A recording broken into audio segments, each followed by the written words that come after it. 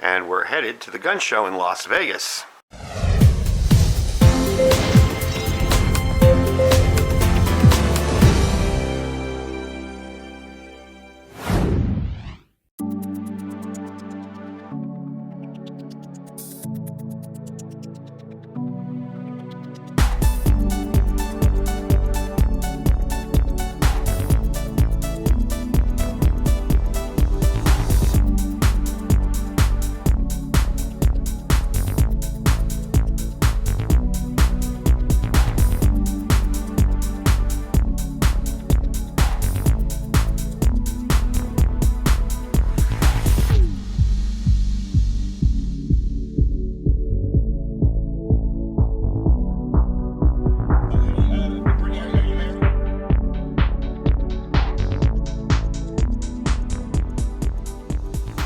Hey guys, we're here at the show over at the Sports Center in Las Vegas. There's McCarran International Airport that way. And I probably can't do video while inside because I know they don't like us to do video at the gun shows.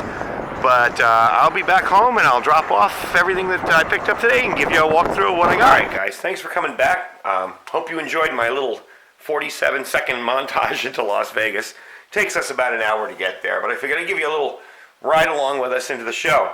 Like I suggested in the previous segment, they don't want you running video cameras inside the show. I asked a couple of the vendors and they were like, well, it's okay, I don't mind, but maybe the show would. So I figured we'll just leave that out and I'll show you what I picked up. Now this particular show, I've never been a big fan of the gun shows at the Sports Center. They're kind of lame, but actually I got some really neat stuff out of this. Not too much gun related, actually more prep and survival related. But the first thing we're going to show off here that is gun related is some Armscor 124 grain jacketed hollow point. I didn't even know Armscor made JHP ammo. Then I went and checked it out. And it looks like they load it with the gold dot bullet. I don't know if you can see that really up close. Let's see if I can get it to focus. Anyway, that's a pretty decent deal for 15 bucks. So I bought a couple boxes of those. Next gun-related item, of course, I can't resist picking up AR-15 mags when they're 10 bucks each. Some no-name, actually it came in the mil-spec wrapping, but it doesn't have stamped on it, but didn't have a stamp on it, but it has the improved follower. I'll probably replace that with a Magpul follower. I don't know or trust that one, so. But anyway, hey, for 10 bucks, can't beat it. And this is a really ingenious way to store small parts for an AR. It came with the parts. It's 15 bucks. Came with all the springs and stuff you need for building a lower. A couple of extra detents, which are good because I always seem to make a couple of them fly whenever I build a lower. And a couple empty spaces to put in whatever you want in there. If this were a little bigger, it'd be awesome as a carry kit for spare parts for any firearm. But for this, it's just really springs and stuff like that, so we'll keep it as that. It'll probably go into my main kit. And this guy. I've been looking for one of these for ages. When I'm out here, normally if I'm just cleaning a gun, I don't really need any kind of magnification. I'll just wear my reading glasses or nothing at all. But when I'm doing metal work, when I'm doing refinishing, when I'm doing intricate stuff with triggers and stuff like that, I like to have some kind of magnification. And I haven't been able to find these anymore. This one actually has a light which is fairly useless. It's not really a great light. But this comes with a bunch of different lenses. It was $11. Somebody had it sitting on the table. Batteries that were in that light were toast. Here are the extra lenses. And it goes all the way up to 8 times magnification. So hey, you know, can't beat it. It'll come in real handy out here. Flips up or down. So if I want to look at it, then I want to look at something up close, I can do it. So there's that. Next up, couldn't pass this up. $6, CRKT eating tool, as they say. I've always wanted one of these, but I didn't want to pay full price, like 9, 10, 15 bucks that I've seen them in stores around here at Big 5. A lot of the stuff I purchased from one table. There are these people that come in from, let's see, I got their card over there, Arizona, Quartzsite, Arizona, and they always have this neat survival gear table. And her husband were there, and I dug through a lot of this stuff, found a lot of neat stuff, and this is one of the things. So yeah, I always wanted to try one of these. I'll probably just toss it in one of my bug out bags. If I like it, I may pick up an extra next gun show. Anyway, real simple thing, nothing too fancy. This guy here, This is something else I wanted, and I was going to build my own, and never got around to it. This is a blank shotgun cartridge alarm system. Now, I'm not going to go testing this out in my backyard with a blank shotgun cartridge. Maybe just a primer. But anyway, that's how this works. They even give you the nails. The store is there. Take that out. You'll notice there's a hole. Let me get this in the camera. There's a hole right there. That's where you stick that cotter pin, that little hole on the bottom there. That's where you stick that cotter pin in. You attach it to some wire. You nail this into a piece of wood or something. And you stick your shotgun, your blank shotgun primer, your blank shotgun shell. I'm going to probably test it with a primer. We'll do a video on it. But I'm not going to take a blank cartridge because I don't want to wake up the whole neighborhood. You attach this out to where you're going to be. You let that go. When it pulls, it trips and it fires the shell.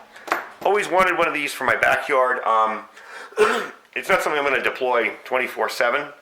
It is something I'd put out there in a worst case scenario, looting, fighting, crazy chaos, who knows, you know. It's something I put out there to keep my backyard safe.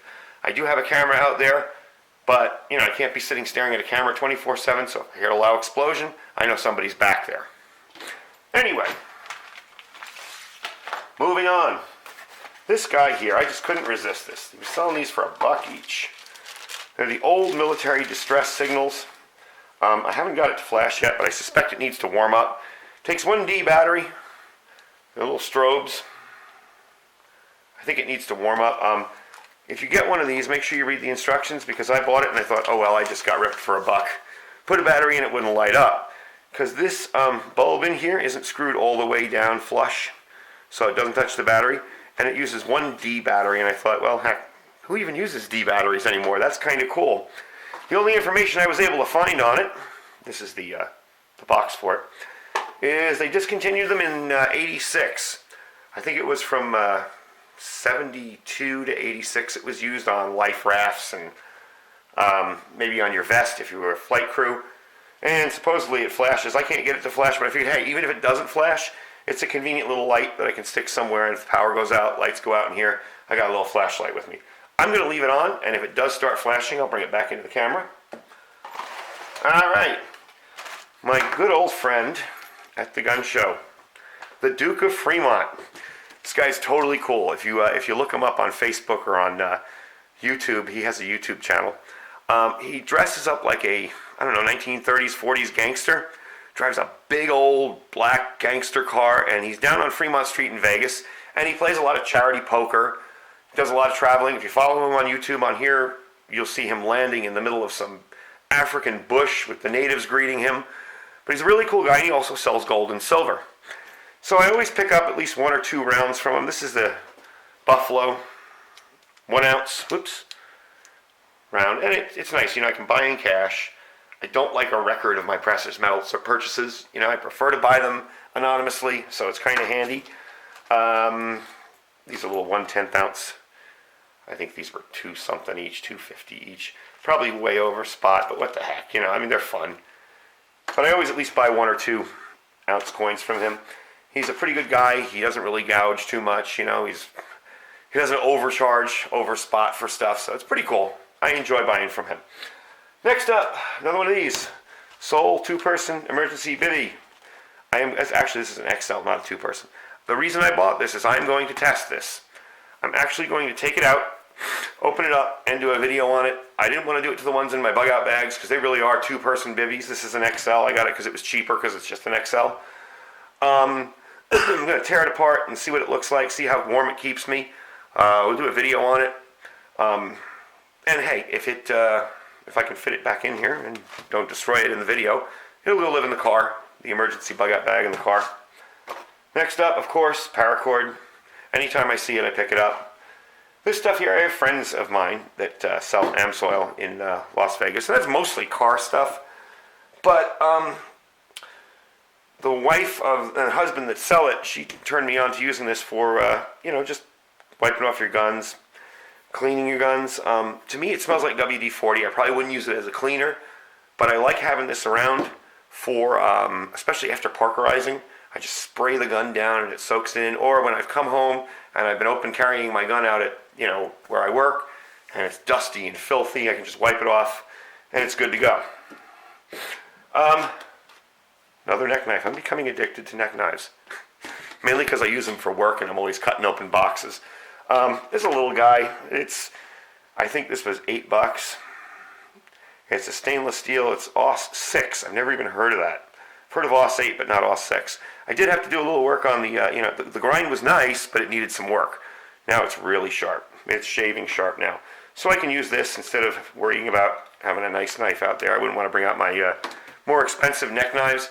This is something really cheap. I can use it. If I drop it and it gets dinged up, who cares? I can always resharpen it. And if somebody steals it, who cares? Wasn't the end of the world. So, that there. And this here.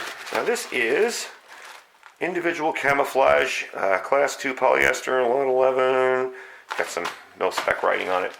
This is just a camo netting. I figured, I wasn't sure if I was going to use this as a backdrop for videos or if I was going to use this as something to cover my tent, because it seems that tent makers want to make tents in the most obnoxious, bright, I'm over here, look at me colors. So, I don't know if I'm going to use this as something you throw over the rain fly of a tent, or we'll have to play with it and see.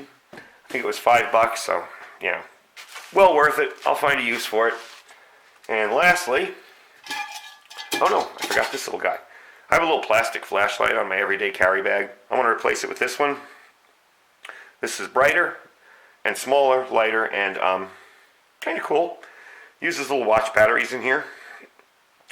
And I know it won't get broken like the little plastic one that I have there. And lastly, this guy. You all know this one. Canteen cup for cooking. Probably going to use it just for videos. I don't think, I already have canteen cups and all of my bug out gear, but it wouldn't be something that wouldn't come in handy. It would come in handy if I had a power outage at home and I had to boil some water quickly or whatever. I think it was $7, and it was $12 if you bought the whole canteen with it. I really didn't want the whole canteen. It fits in here, so I figured I'd just get the cup and see if I can find a use for it, see if I can use it for videos or whatever. Anyway, that's it. That's what I picked up. Had a really nice day. Like I said, if you're from Vegas, the Sports Center shows are kind of, they're not that great. I've been to some that have been really packed. This one was kind of empty. I suspect everybody's loaded up already and or saving money for the panic that comes during the next election. But all in all, it's a good show. I had fun. They are charging for parking now, which they never did before. They were charging $3 or something, but we didn't have to pay because my wife dropped me off and she went clothing shopping. So, it is what it is. It wasn't that bad. It was kind of fun. I'll probably be hitting up another one in October. I'll do a same kind of video, although I probably won't bring you along on the video out there. I just thought it was kind of neat because I'm sure some people wonder where the heck I live out here in Nevada. And we are about an hour from Las Vegas. If you're in Vegas and you look over the mountains towards where the Luxor is, we're over that side of the mountain. Anyway, thanks for watching, and we'll talk to you guys soon.